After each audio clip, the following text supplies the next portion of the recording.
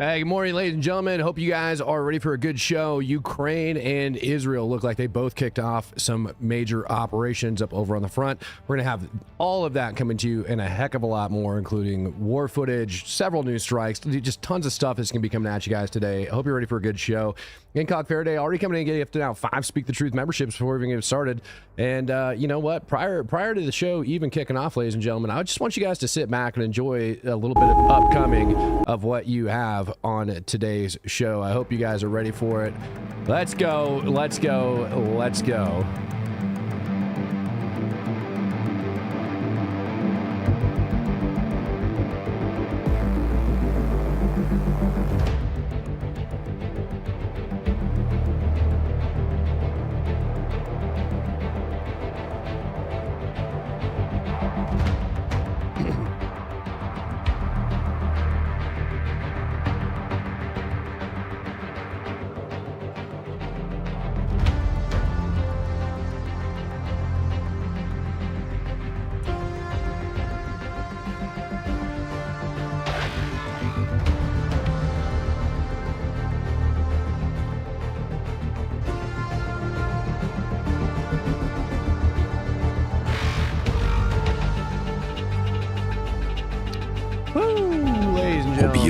Hey, why are you talking, man? I didn't tell you to talk. Why do you always do that to me, man? I don't understand why it always does that. It's like, you know, I want to come up and I want to show you guys some cool stuff, and then all of a sudden it just does whatever the heck it wants.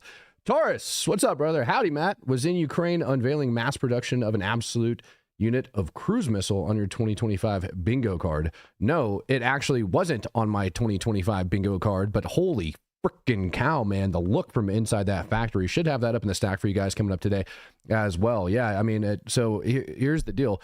Russians, it looks like, are getting their butts kicked over in the east, over near Pokrovsk, and they are doing a dang good job out there. And over inside Gaza as well, it looks like the Israeli Defense Force is just now beginning to kick off Gideon's Chariot 2, which is their mission to surround all of Gaza City. They also have some more footage that's coming out along with the investigation that got done.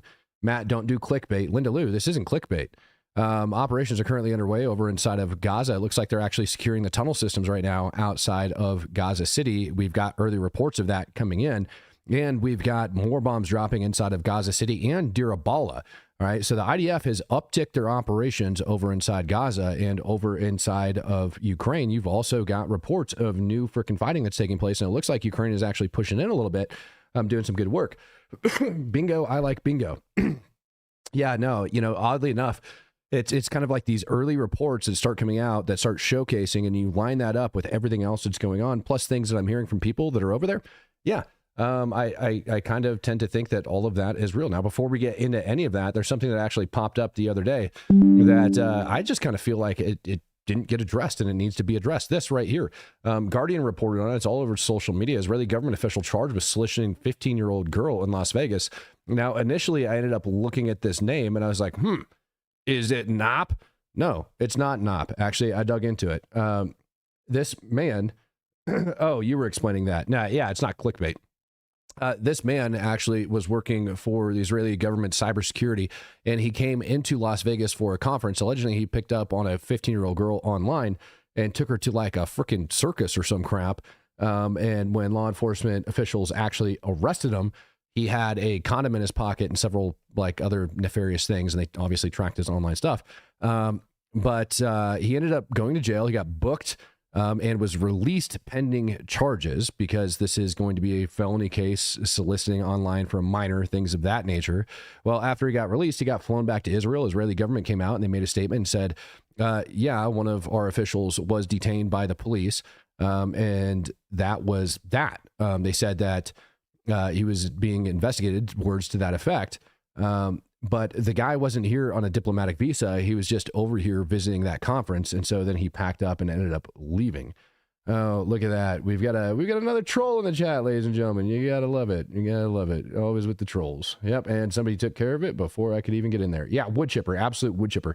It's funny to me that people will say that, hey, just because you side with Israel, you're going to cover stuff like this up. No, absolutely not. Just like I said, this man, if this is true, 1000% needs to go into a wood chipper. right? That's my belief on that. If that is actually true, if that's what actually happened, he needs to go in a wood chipper. And if the Israeli government is covering for it, yeah, they need to freaking answer. And right now, there's a bunch of Republicans in Congress that are pretty freaking pissed off about this, which is funny because the Republicans are the ones that, you know, generally speaking, will support Israel, while the Democrats are the ones that won't. And so when we see things like this, it's amazing how one side of the House in Congress has no problem calling out like their own people that they end up supporting and saying, you know what, this isn't acceptable. Pedophilia, no matter how you freaking wrap a flag around it, or whatever you try to call these people, minor attracted persons. No. They are just quite literally pedos, and they need to all be thrown in a wood chipper. I think it's a mental illness that you just can't solve. Guardian ends up putting this out because now they're saying that, well, you know, I think it was like the district attorney or something is Jewish and blah, blah, blah, blah, blah. No special treatment was given to him, period. None. That's what the prosecutors ended up throwing out there. And this is where I was able to lay out and piece all this together, because honestly, when you look into it, there's a bunch of mis and disinformation out there on this entire freaking topic.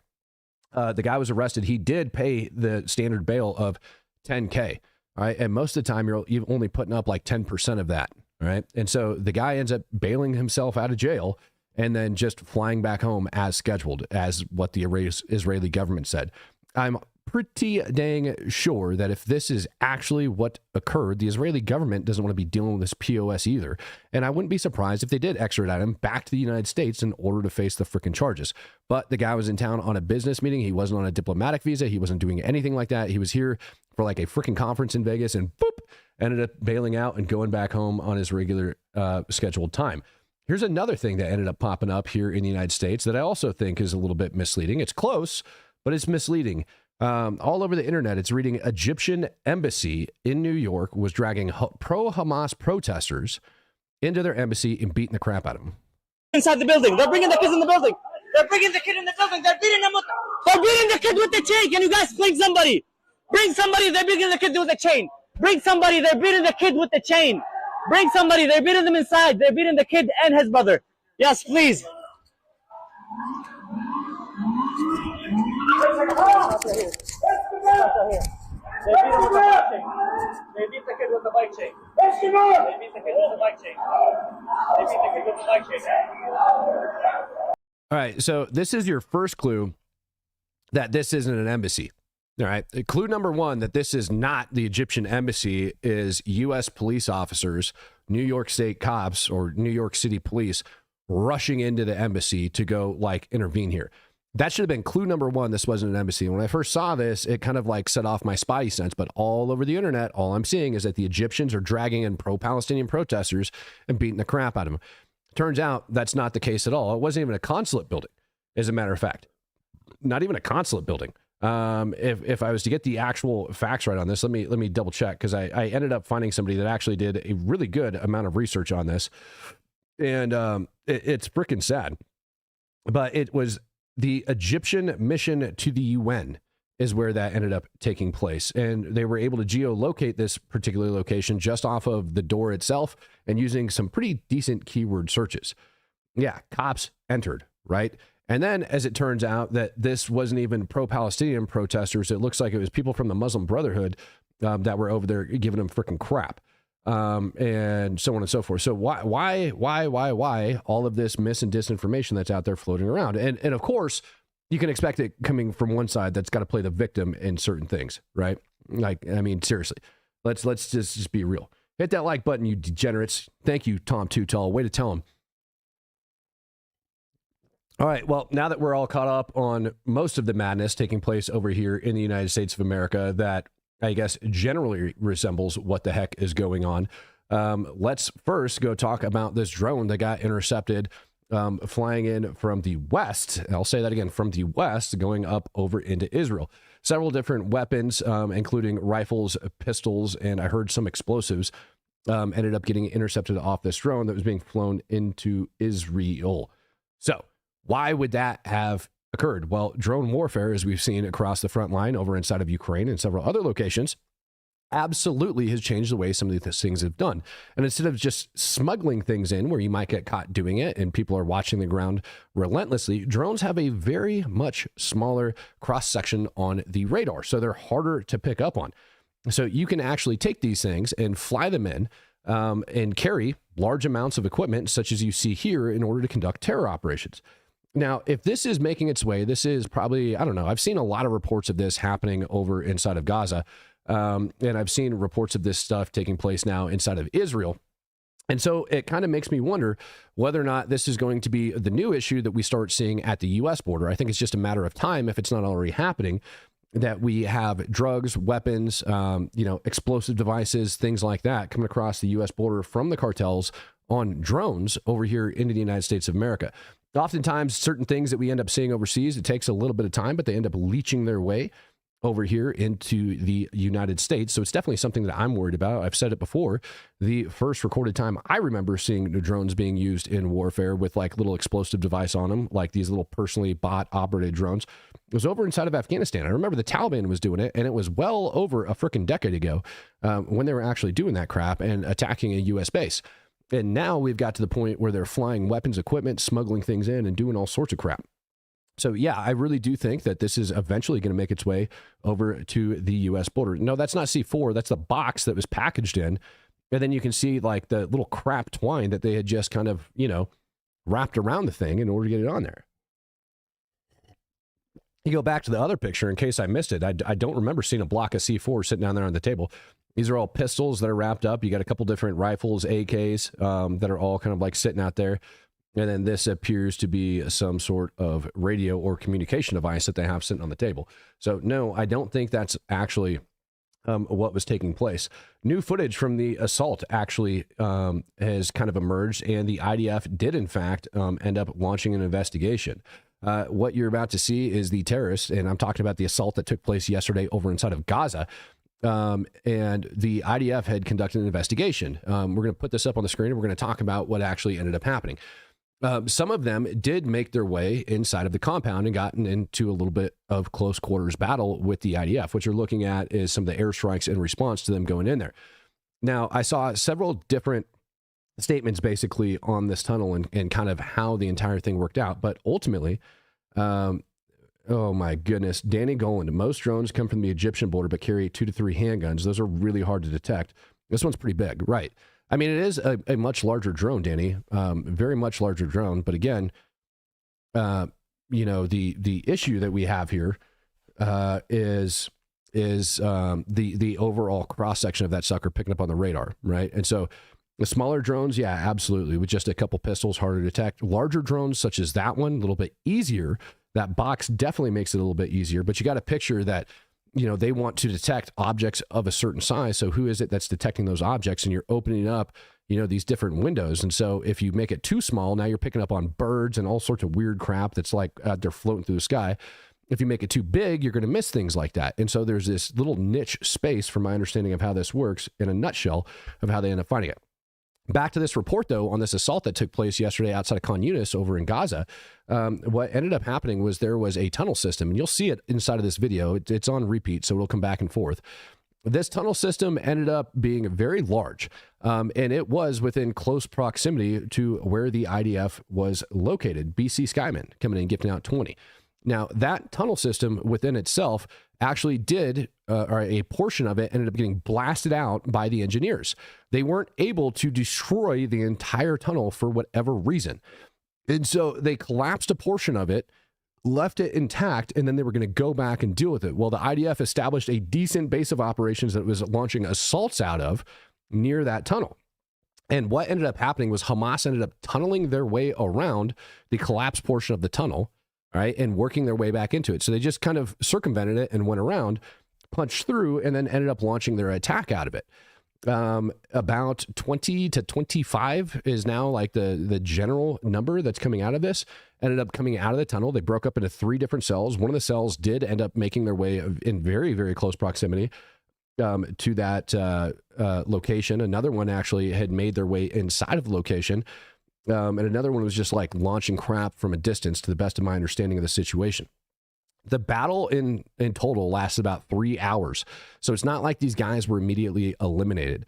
They did have tanks actually within inside of that outpost. One of the tanks actually came out, and that is the one that actually ended up running over the dudes that were immediately outside of the compound. And that famous crush video that I ended up playing yesterday.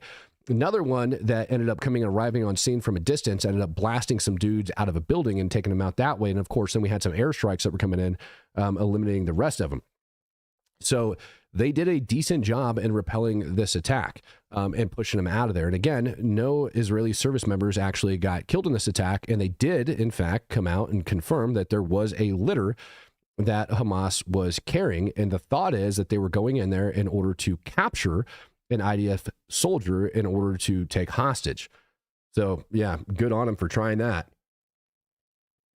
Ultimately, it was a failed operation that they ended up going back. And I hear that they're now going to be working to close that tunnel down just a little bit more significantly. Here is some more footage of some of the counter strikes that actually took place yesterday.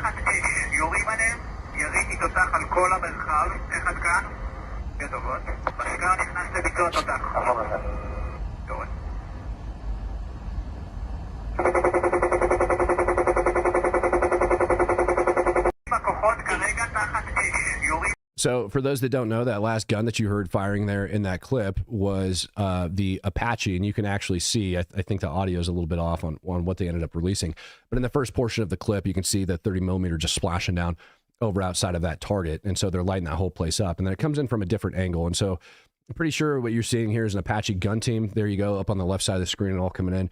Apache gun team lighting this area up, and you are seeing it from two different angles. All right, so two different Apaches that are looking at this thing, likely, at almost like a 90-degree angle when it's up on your screen, and they're zeroing in on these terrorists in order to take them out. And again, that's all stuff that they were doing in order to get rid of those guys that popped out of the tunnel yesterday. So good on the IDF for knocking that one out and just kind of like taking care of their people. They said that it was, again, between 20, 25. They think, whatever. Anyways, they eliminated at least 10 of them, somewhere around a dozen, and all of that other stuff.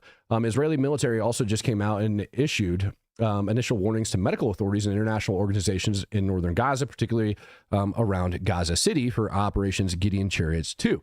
Ended up getting green lighted yesterday for them to be able to go in. And right now, we are getting initial reports, right, that the IDF has begun to slowly move out and start kind of like surrounding that area. This is, generally speaking, what you're looking at on the map, and I'm going to blow it up just a little bit bigger. This is how it's going to look when they get done. Now, obviously, it's not like this, okay? This entire area right here is not split off. Gaza City is not isolated at all. All right, this whole area is open, but they issued evacuation orders and issued, like, not just for here, but also down for Khan Yunis the other day, all right, to push everybody out of there. Now, what the idea is that this operation going into it is it's going to be conducted in multiple phases. Initial phase of this operation, they're going to be going in and securing all of the tunnel systems and literally isolating it. Okay, so they've been telling everybody to get the heck out of there. They've been telling them to move out.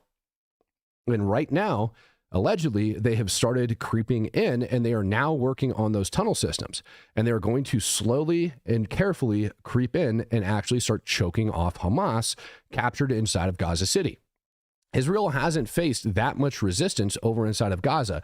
And so eventually, they're going to have to push them back into these little areas like you're currently seeing. And I got a feeling that because of the numbers that got called up, IDF intelligence definitely believes, right, that there is a good chunk of fighters in this area because of how they plan on handling it. So this is inevitably going to be a major battle.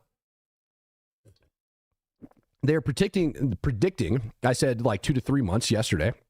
They're predicting this operation to take right around 6 months. So this is going to continue on through the wintertime. Now, after they get done blasting all of those tunnels and cutting this entire area off, that's when they're going to start creeping and moving in on the objective, taking it brick by brick and house by house, all right, going all the way through there. And that's the general idea of it. And current layout, just so you guys can kind of see where it's at, this is what it actually looks like. All right, so if you compare that to, what I just showed you guys on the map a little bit ago versus where they're currently sitting at, you can kind of see the little bit of issue that they have. They're going to have to start coming in and literally isolating this whole area off. Now, we were talking about hundreds of freaking miles worth of tunnels underneath Gaza. And particularly, you know, you've got a good chunk of them that are focused around Gaza City and around Khan Yunis. They have a lot of tunnels that they're going to have to deal with. And so, I mean, hell, man, even Aguilar, when I had him on the show, he brought up that right outside of one of the GHF sites was a tunnel system that nobody had noticed. So they have got to take their sweet time. Some of these things are very, very well hidden, just like the IDF learned yesterday. And just because they blast a particular portion of a tunnel doesn't mean the tunnel's out of commission. So what does that mean? That means that they are going to take their sweet freaking time. And over the next several weeks, probably, we're going to see a lot of tunnel blasting videos that are going to be coming out of there. Now, it is thought that the IDF bumping up this operation and slowly moving forward on it is supposed to be putting pressure on Hamas because they are currently working out a hostage negotiation deal where Hamas is supposed to release at least 10 hostages, right, that are still kept alive. At least, hopefully, 10 are still alive over inside of there. In return for a ceasefire for a predetermined period of time. But Hamas historically in the past has wanted those ceasefires to also include, how do I want to say this, has also included the IDF complete withdrawal of Gaza and an end to the war in general. So that within itself is going to end up being your freaking stall out point. And you've got people inside Israel that are like, you know what? We want to get these hostages released. Go ahead and take them up on that deal. But at the same time, Israel doesn't want to back off of all of the hard fought over terrain that they have because it's not going to change their overall goal of eliminating Hamas. And unfortunately, that's what Hamas tends to put on the plate. And it's been that way for like the last dang year. So yeah, IDF spokesperson Brigadier General Defrin announced that Israel launched initial operations into Gaza City as part of the major offense targeting Hamas. I'll say that again. IDF spokesperson Brigadier General Defrin had announced that these operations have actually kicked off. All right, so it's a thing and it's going down. And the question just is how quick are they going to move? And like I said before, I think just because of the way the terrain's laid out and the different plans of the operation, it's going to be kind of slow. You're not going to see a lot of the heavy fighting until likely about 3-4 weeks from now, probably pushing sometime mid next month is when that heavy fighting is actually going to start kicking off inside of there, unless Hamas starts fighting and pushing back.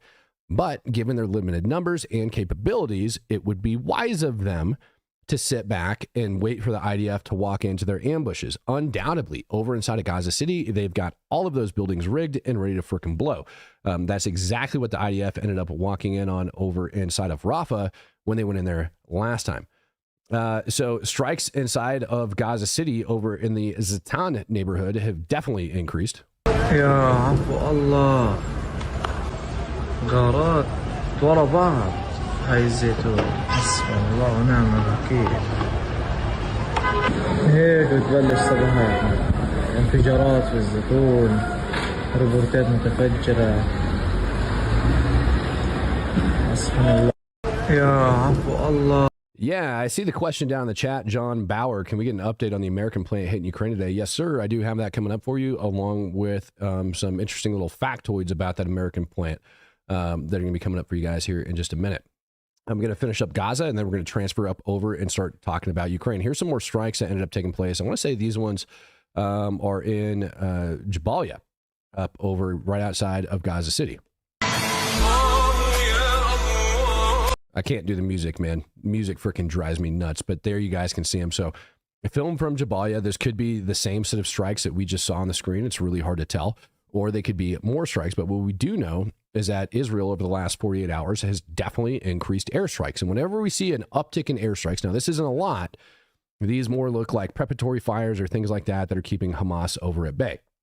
And so whenever we see things like this, it definitely starts to insinuate that the IDF is moving. And when we get that statement from the Brigadier General that's telling us that they have begun their initial operations outside of Gaza City, well, that tells you, all right? So they are moving now on these Hamas terrorists that are sitting over inside of Gaza City, and they're slowly cutting and isolating them off. Oh my goodness. Al-Qassam Brigade also released a video coming out of that same exact neighborhood where I told you that those strikes were taking place. الرحيم تأتي هذه العملية بإذن الله في ظل تصاعد تهديدات العدو الصهيوني تجاه أبناء شعبنا وقطاعنا الحبيب، لنقول له بالفم المليان وبالكلمة العريضة: إنا ها هنا من أمامك ومن خلفك، ولن يكون في ملك الله إلا ما أراد الله.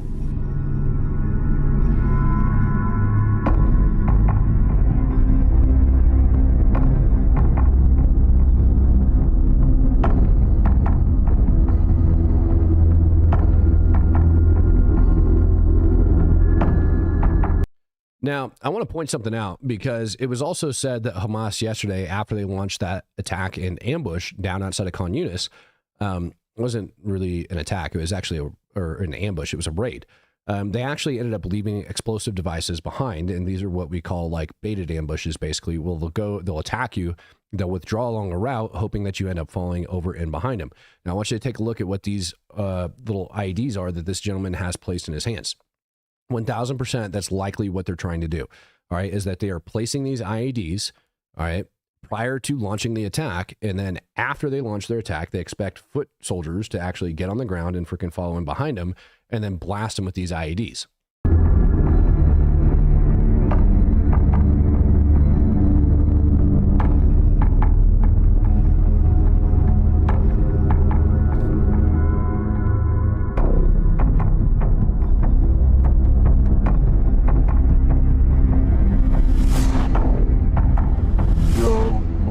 تعب يا رب اجرنا على صبر وجهادنا يا رب.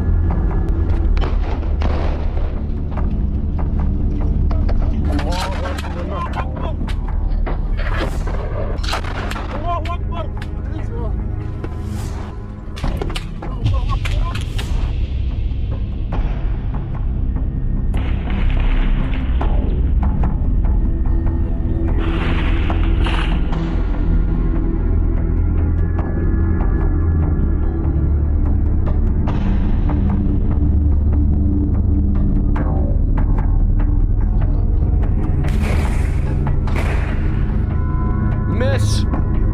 He swings and he misses.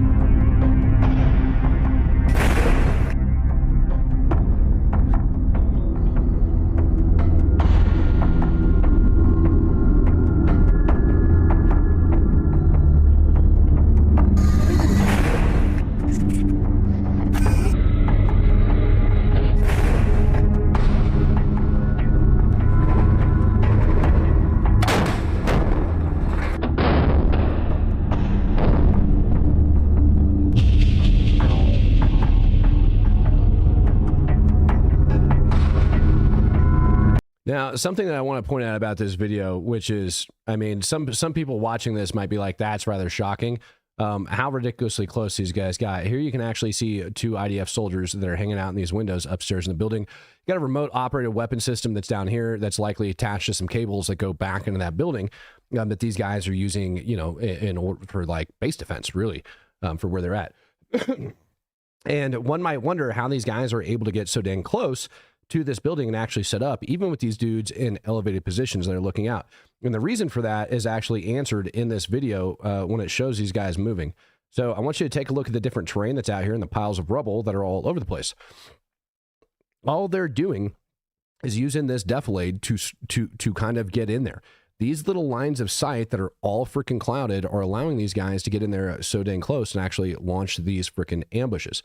Now, it's crazy that they're actually able to get that close, but that also speaks to the amount of destruction that's over inside of Gaza and the fact that you still have these freaking Hamas fighters that are down inside of there. I also want you to take a look at the guy that's running at the close, like in this portion of the video. What you're actually going to see is that he's got a bunch of blankets and crap over top of his head. Now, one could say that that's used to break up his outline in order to, camouflage himself as he's moving through all of the rubble and things of that nature. Other thing I ended up looking at, because I have actually seen this myself, what they try to do is they try to cover up their heat signature Matt, please explain your knowledge is amazing. I appreciate you so much, and thank you. Mary, I'm not even sure what I didn't do. What they're actually trying to do is cover up their heat signature from the different drones and surveillance and stuff like that that's up above. Because truthfully, they wouldn't be creeping in along all of this deflate. They really don't have to worry about being spotted until they get super duper close. But what they're trying to do is prevent everybody from overhead of seeing them. And that is how they are moving in, launching some of these close attacks, which just goes to tell you, man, like when they end up making their way up into Gaza City, when they end up making their way up over into Gaza City, obviously they're going to have to frickin' make sure that they take this very, very slow because of what's going on. So it's just all it is right there. He's got 72 transvestites waiting for him. Yeah. Hamas didn't give the outcome of that video or what the actual results were, but that's a new video that ended up coming out of, like I said, Gaza City. Danny Golan, there's a reason they stopped filming after firing the RPG. Doubt it did anything given where it hit. Danny, thank you. I definitely was on my mind to bring up, and I totally forgot. And I was really hoping that tank had actually like the reactive armor when he fired that, and it blasted back and ended up taking his butt out. 40 years for me, LOL. Yeah, yeah. I mean, the tanks are extremely strong.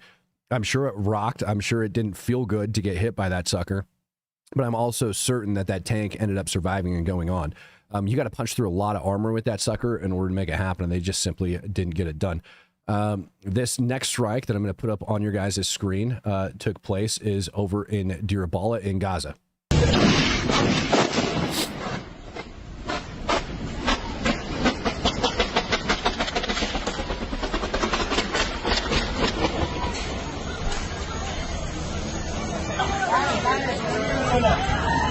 Now, what do you suppose that is?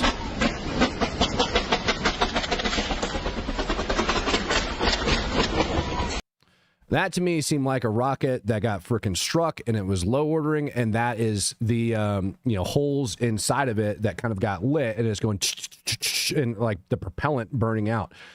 Gen X Josh coming in and gifting out 5 Speak the Truth memberships. Thank you, sir. Let me go ahead and get that up on the screen. Watch it again, and you guys can see it going down, and you see it spitting out of both ends of that particular munition that's falling out of the sky, and that's 100% what I believe the IDF actually struck in this. Watch it again, and you can kind of hear it spattering out. Definitely seems like propellant going out. It was a drone engine. Who knows, man?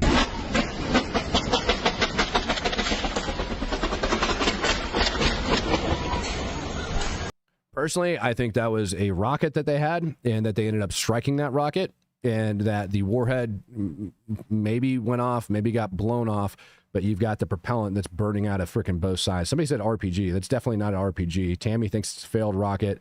Sounds like a chopper. Dude, honestly, until you go over and take a look at the dang thing when it's done burning out, you don't even know. So yeah, lots of crap on that one, and that was one hell of a strike to be landing that close to people. Also up over inside of Lebanon, IDF has continued up with their strikes, going after one of Hezbollah's elite Radwan force freaking leaders. IDF is attesting that Hezbollah is not abiding by the ceasefire agreement, so they're actually going off and targeting them. Not only did they target, the Radwan force that's down over there, taking out that leader, but they also went after a munitions depot inside of southern Lebanon as well, all right, that Hezbollah had.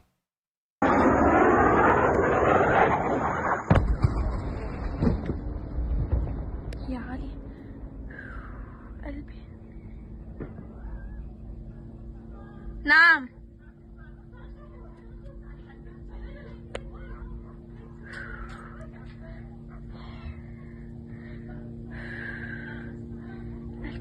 I don't think that was your push lawnmower, buddy. It's probably a toilet, man. It was probably one of those elusive toilets. You know what I mean? The Russians were stealing toilets last year, and now we have Hamas that's stealing toilets from the local population. Maybe that's what it was. Here's another angle of that freaking munitions depot being hit.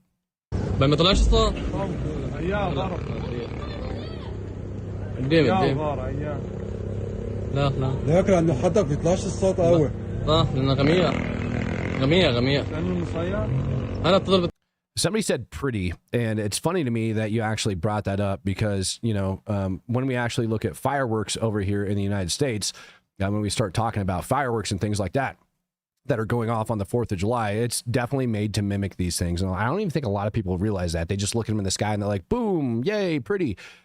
That's what we're mimicking with fireworks, in case you guys didn't know. I mean, take a look at that sucker. Look at that. That's exactly what we are trying to freaking mimic with that stuff. So I always love it when people end up commenting weird things like that, because it kind of makes me smile when we get into it. So yeah, just a compilation real quick of them going after Hezbollah. So the IDF is still going to have to deal with them. The Lebanese government is trying to disarm Hezbollah, and they're being met with a lot of resistance up in the northern portions around freaking Beirut. But they're failing to do their job, along with clearly the UN failed to do their job inside southern Lebanon. What does that mean? Well, it means with the IDF going in and crushing Hamas in Gaza, we still have 2 more freaking operations that are likely to come following the seizure of Gaza, which is going to end up being Hezbollah inside of southern Lebanon. And obviously we have ongoing combat operations that tend to take place over inside of the West Bank periodically. They arrested some major terrorists over there just the freaking other day. And they're doing it with like their SF guys in an undercover way. We're going to take you guys' focus. We're going to shift it from Israel, and we're going to go up over into Ukraine. Up over into Ukraine. Українське сонце зійшло, хай яскраво світить воно, дорого заплачено, ми їх не... I don't know, man. I just think that is a freaking baller way of like throwing out freaking Russian flags and standing up a Ukrainian flag. Now, that's pretty freaking awesome. Now, last night got the word that several villages over in eastern Ukraine, 5 of them in total, had gotten liberated. And that is freaking absolutely amazing. And today we're getting information over near Pokrovsk that the Ukrainian forces from the 25th are actually on a push and on a move. In the last 24 hours, it said that they eliminated 200 Russians alone. Now, a lot of people are sitting back and saying, how is it that these Ukrainians are able to do such things?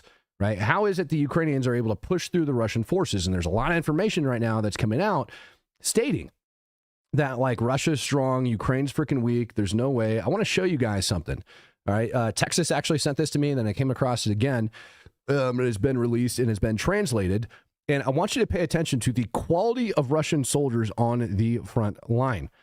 So when people are telling you that Russia is really, really strong, and we're going to get into several other portions of this here in a minute, take a look at these freaking Russian EPWs that ended up coming out of their failed assault.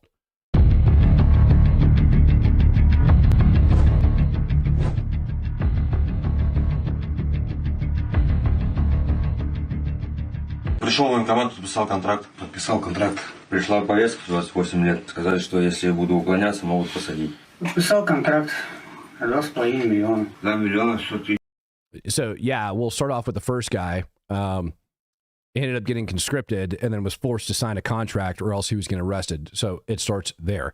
And then they're going to go over how much they got paid and why they chose to accept it and what they ended up getting told. Yes, EPW, enemy prisoners of war. Freaking enemy prisoners of war, EPWs. Sorry about that, guys. I tend to spit out different things. 600 тысяч. Я пришел на украинскую землю за 2,5 миллиона рублей. Пришел на Украину, чтобы убивать украинцев. I came to Ukraine to kill Ukrainians for a 1-room apartment. Now, this is something that I've heard repeated across, you know, like even from freaking Russian women, that they're encouraging their guys to go over and do this crap, or they'll marry somebody that's going to the front line, because if they get killed and they actually get the death benefits paid out to them and they don't get a brick, like we've seen in the past, that they'll be able to purchase a freaking 1-bedroom apartment. За однокомнатную квартиру. Я пришел убивать украинцев, чтобы потратить деньги на реабилитацию дочери. Самарской области 400 тысяч дают. Обещали 2,200. А деньги половина жены онлайн она открыла. Half the money my wife took online. Well, it's good to know that stuff like that takes place over inside of Ukraine as well. Забрала то, что семья. Супруга хотела купить дом. Я не планировал никого убивать. У нас ни телефонов, документы, все изымают. Ведем по рации. Сказала, идите вперед, там сидите. Говорят, налево, направо, прямо. Нас вели и говорили, что будем сидеть на закрепах. Не то, что будете там убивать и так далее. Плен попал, когда сами сдались в бункере, сидели. Нам кричали, сдавайтесь в плен первый день. They took us forward, told us that we're going to be sitting in consolidated positions And on the first day, they actually ended up surrendering because the Ukrainians told them to surrender. Now, something else that's really interesting, I want you to take a look at how emaciated some of these individuals actually look. John Wilson coming in and gifting out 20. That's 20 Speak the Truth memberships. Appreciate you, brother. I want you to take a look at how like starved some of these people look, right? Pay attention to that. This, all right? Palestinians that are listening, Palestinian supporters that are listening, this is what famine looks like, all right? People that are on the brink of freaking death from not eating enough, all right? Like, I could go all the way back to that, like, that first guy that they ended up playing. Where's he at? No, that guy. Holy freaking cow, man. That dude, he's hungry. Trust me on that one. Let's go ahead and continue on. Плен, первый день. Старшие не давали. Я пробыл 1.5 недели вот по полям, дошли до... This guy spent a week and a half total before he ended up getting surrendered, before he ended up getting captured and made it to the bunker. And I want you to start taking a look at his face. I want you to take a look at his clothes. I want you to take a look at how crappy he actually looks. Like, that man is rapidly losing weight. в бункера, и все, и там сдались. Честно, я хочу как не попасть заново на войну. Буду дальше детей воспитывать. Let's look at this guy. Again, not exactly in peak physical condition, number one. Number two, like, I'm in better shape than that guy at 41 freaking years old, right? And this guy looks like he's, again, definitely losing weight. He's got nothing in his shoulders. His freaking neck looks like shit. And again, they all shaved heads, which is telling me that they're fresh up over to the front line because they're shaved heads, but they're growing out just a tad bit. Растить. Дай Бог, что все будет хорошо, и ты вернешься. This guy apparently is just one of the freaking fat dudes that ended up making it through and getting his butt up over the front. But again, look at how short their hair is and how much it's grown out. Again, fresh up over to the front. Все будет хорошо, и ты вернешься. Хоть без рук, хоть без ног, но живой. Дай Бог, что быстрее вернулся. Украинская армия, они нас связали, дали воды, дали сигарет, ну и все, и отправили сюда. Относятся хорошо, кормят, поют. Не бьют. Сравнить то, что у нас в России, когда нам шли 2 недели по этим лесополкам, нам ни поесть не давали. When we were moving on the front line through the forest for 2 weeks, we weren't given any food or water. Back that up again. Boop, boop, boop. When we were moving for 2 weeks along the forest belts, we weren't given neither food nor water. And you might be asking, how is it that they're able to survive? Well, there is some infrastructure that's in place, and there is other things out there like water and creek beds and things like that, and people can boil water. And so when you start looking at these guys and why they look like absolute trash, that is why. Ни поесть не давали, ни воды. Мы шли голодные. Только ягоды, которые кустарники вот растут, воду набирали из болота. There you go. I totally forgot that even existed. We drank water from the swamps. They ate berries as they were walking. That's how crappy these dudes' lives suck. And when I tell you guys that they have a major freaking supply issue, that they can't get things to the front, is exactly what I'm talking about. Если ты идешь на контакт, тебе никто, в принципе, ничего такого плохого ни отношения не будет никогда. I hope you guys get a good understanding of what's actually up on the front. Tammy says, wow, they got captured really quick. Yeah, they absolutely did, right? And it's important to bring kind of the attention to the actual state of the Russian military because, you know, people think for some reason that Russia is going to be able to hold out, but they absolutely can't, all right? Got told that these guys are actually in a heck of a lot further than they really are. Now, this is just to what? The southwest, right? Of where the Russians ended up punching through the lines and ended up getting told that they've moved a heck of a lot further than 11 kilometers. And they're basically in operational silence over there where they've been pushing and beating those Russians back. And so expect here in the next day or two, because this isn't going to be able to be kept that quiet for very long, as you guys can currently see, in the next day or two, absolutely expect to see a lot more videos and a lot more information coming out of Pokrovsk, because over there, they're getting their freaking poo-poo kicked in right now, from what I can understand, that's coming off of the front line. So the Russians are getting forced back. Now, again, if we have these captured soldiers just to the north of that position that haven't been given food, haven't been given water, I want you to think about that. That is valuable intelligence that the Ukrainians are getting and receiving off of these guys that they're freaking recovering off the front line. What does that tell you about the morale and freaking state of the rest of the troops that are on the front line? Means it's pretty freaking low in that particular region. And if I was to take the map and blow it up for you, I can point out to where all of their logistical concerns and all that other crap is over there and why it's so freaking bad. It's absolutely disgusting. And it's not even that. I mean, here's a freaking Russian 122 millimeter MLRS that ended up getting freaking taken out over near Pokrovsk. And here, I'll just put it up on the screen and let it play. I can't do the music, man. I can't. It's just not my thing. So the drone warfare, number one, is very, very real over there. And number two, you have issues with Russians making it through anywhere because there's only certain routes now that they can travel on to get their stuff up over to the front. And so when we start talking about logistical constraints that they're currently facing when it comes to fuel and things like that, the next compounding issue that they are facing on the front is the constriction of those routes. Now, the Ukrainians are well aware of these routes and where the Russians are trying to push through, and all they have to do is monitor them. It's essentially a massive kill zone for freaking drones for the Ukrainians to be able to take that stuff out. And if they sat there and did this long enough, they're obviously going to be able to take out even more. Here's some freaking enemy infantry that ended up getting taken out over near Pokrovsk. So let's see that up on the screen. Again, I'm going to have to end up muting this video because there's only so much I can take. All right. Here you got some drones coming in order to take them out. Now, again, when we start talking about limited space, limited maneuver space for these Russians to be able to move in on, this is exactly what it looks like. All right. They're able to spot these dudes in the open, even if they end up going to the brush, and they're able to take them out. There you've got freaking thermals that are freaking watching them. All right. These guys don't get to hide. And so Ukraine's going to know exactly where they're at. Ditch, did I hear that Ukraine struck a Russian company or an American company in Ukraine? Yes, I did. We're about to go over that because Russia launched a massive freaking drone attack last night. Yesterday, over inside of Poland, a freaking, I want to say it was a Shahed, ended up landing and freaking damaging a building and stuff over inside of freaking Poland. All right. So that within itself is an issue, but this freaking facility within itself that ended up getting struck is really, really far away. And last night you ended up having the Ukrainians hiding out again because Russia decided to launch this massive freaking attack going over there. And so I don't think Trump's going to be very freaking happy with Putin as they're trying to negotiate the ceasefire, and he's telling his troops and forces to push, number one, and number two, he continues to launch massive attacks on the civilian population. This was another massive freaking wave. Nicholas Viney says it was 68 miles into Poland. That's right. People are saying, well, what's Poland going to do about that? In my opinion, absolutely nothing. Because we've already had 2 cruise missiles, I think, in the early days of the war that actually landed inside Poland as well. And Russia was like, nope.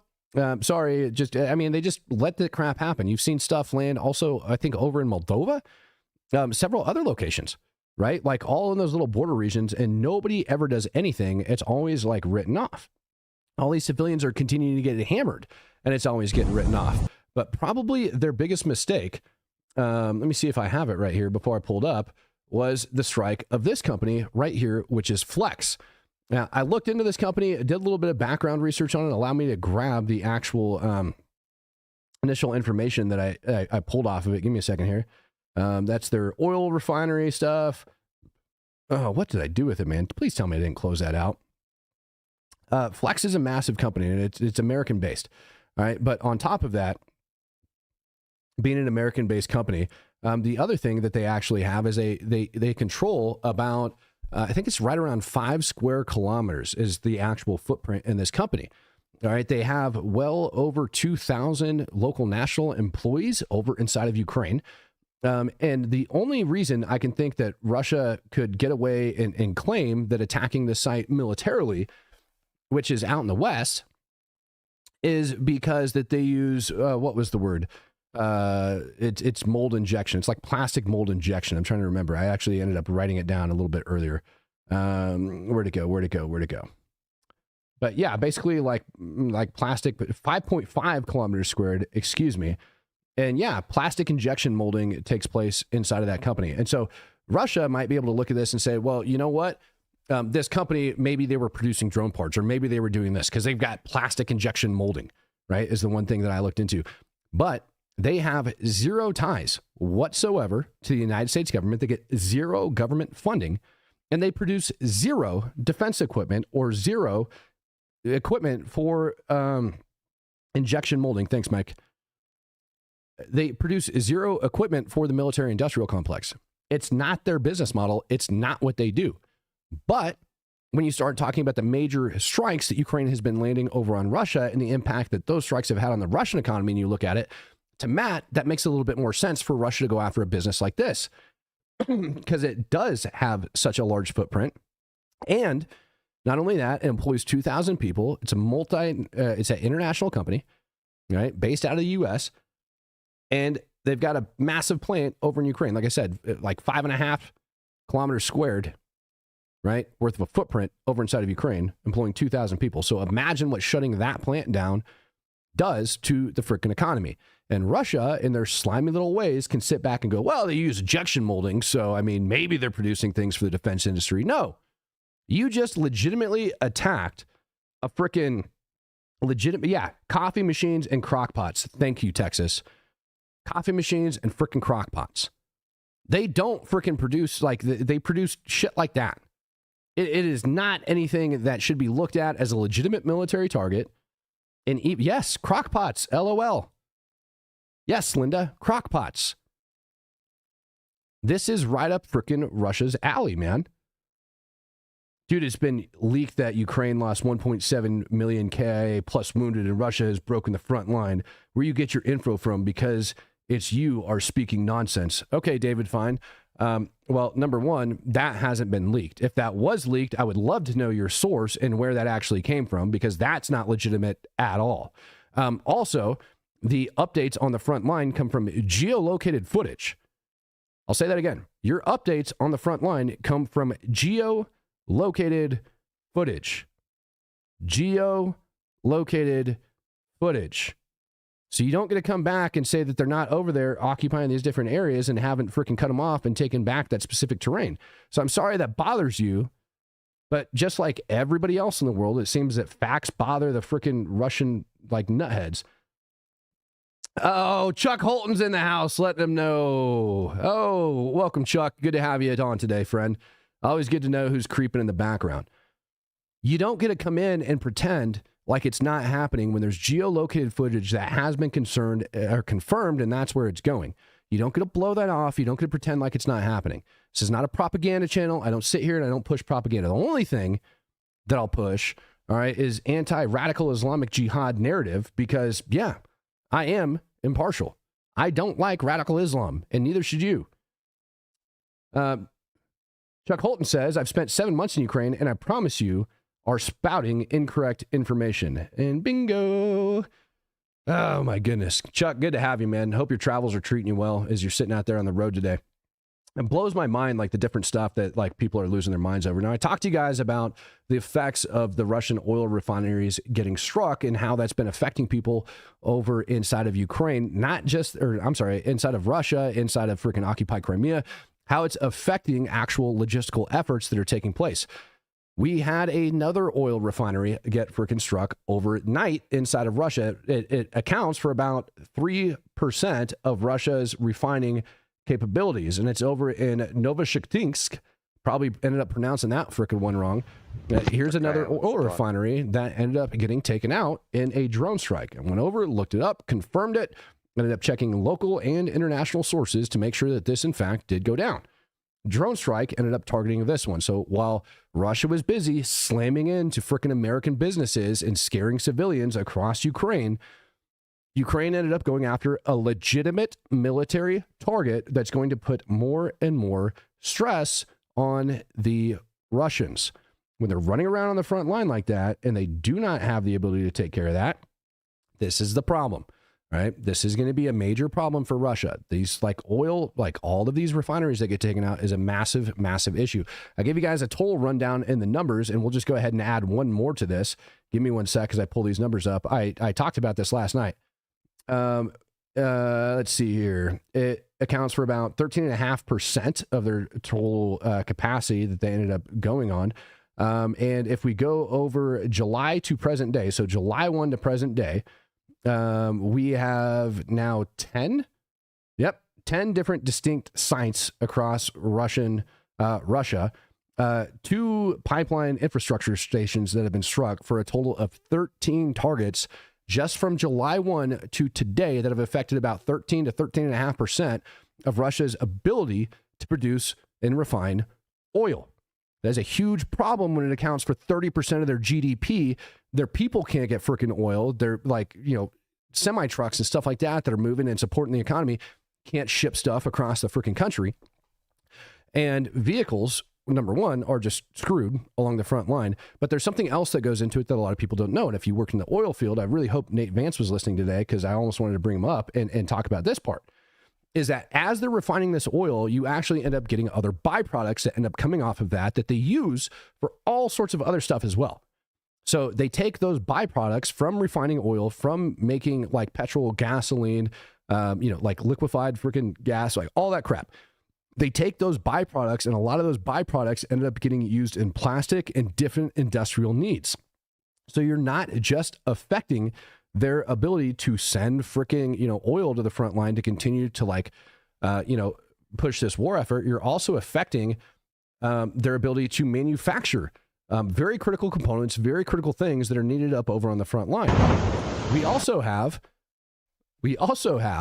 over inside of Russian occupied areas of Ukraine down in the south, by brain farting the freaking name of it, another train. So now this is what, 2 days in a row that we have these Russian supply trains, they're being struck. Now, these supply trains filled with all of these different petroleum products are not making their way to the front. They're not going to be able to fuel those vehicles. What does that mean? That means Russia doesn't have the ability to actually maneuver.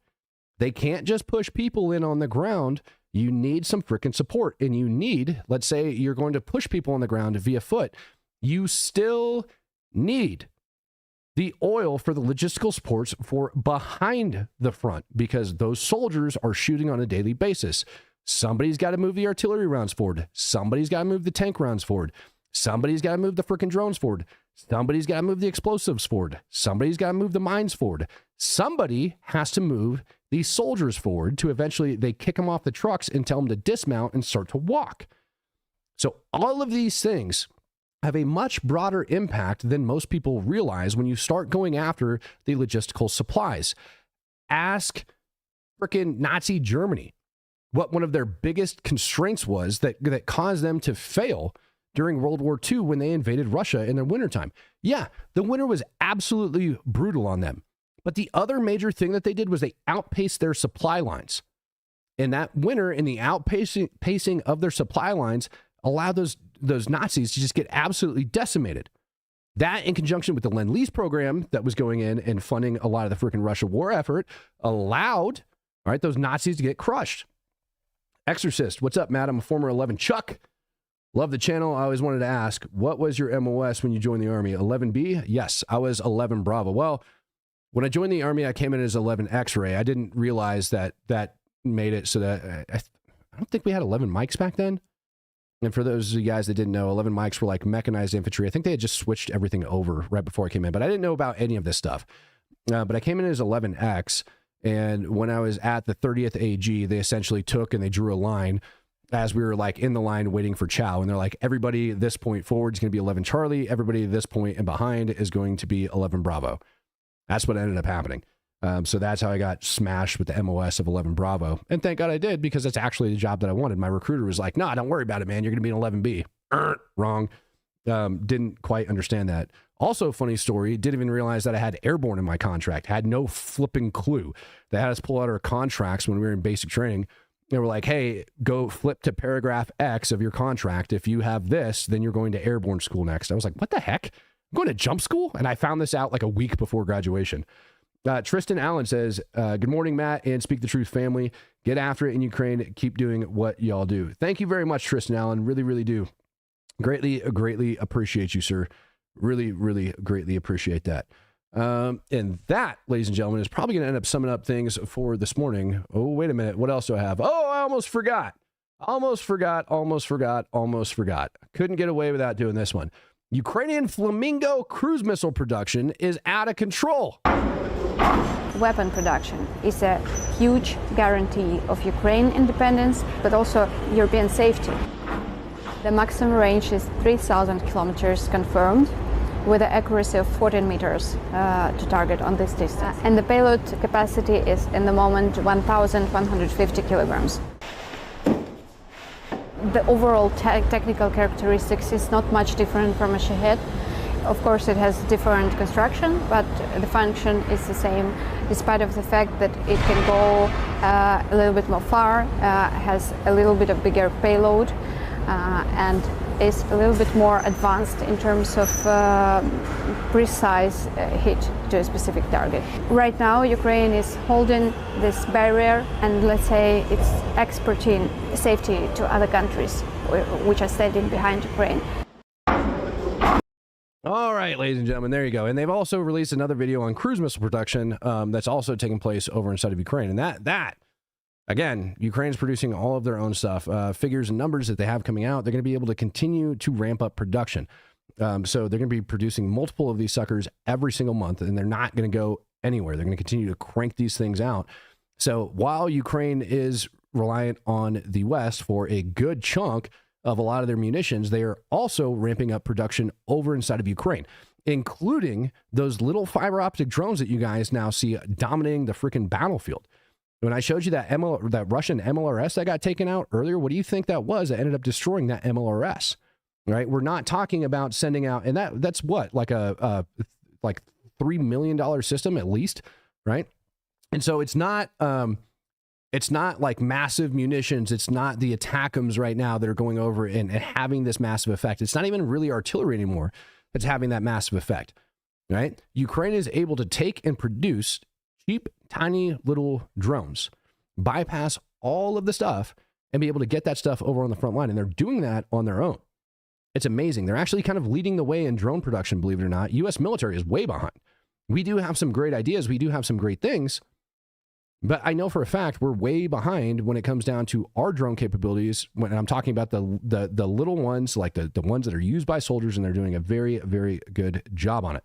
Now, ladies and gentlemen, if you haven't yet, and you like this type of content, and you like getting actual facts and not being lied to, you better be subscribed to the channel, right? Because I'm going to give you some straight facts that are coming into it, coupled with my war knowledge and war experience. We're going to talk about things over here in the United States as well. But if you like actual situational assessments and frontline updates and knowing what the heck's going on, make sure you subscribe to the channel. Now, we're going to go ahead and creep into the daily devotional here at the end of the show. All right? If you guys aren't Christian, feel free to stick around. If you are Christian, stick around. If you're wondering, I don't care, wherever you're at, but it's for everybody. If you don't like it, feel free to back out. Perfectly okay with that. But I want you guys to hear what I have to say because it's good advice for life just in general. And this one's going to come out of 1 Corinthians 6:18. And I quote, "Flee from sexual immorality. All other sins a person commits are outside of the body, but whoever sins sexually sins against their own body." Now, the key word in this is flee. And when I think about like the fleeing portion of it, and I look and I read that, it's not avoid, it's not like anything, but quite literally says flee.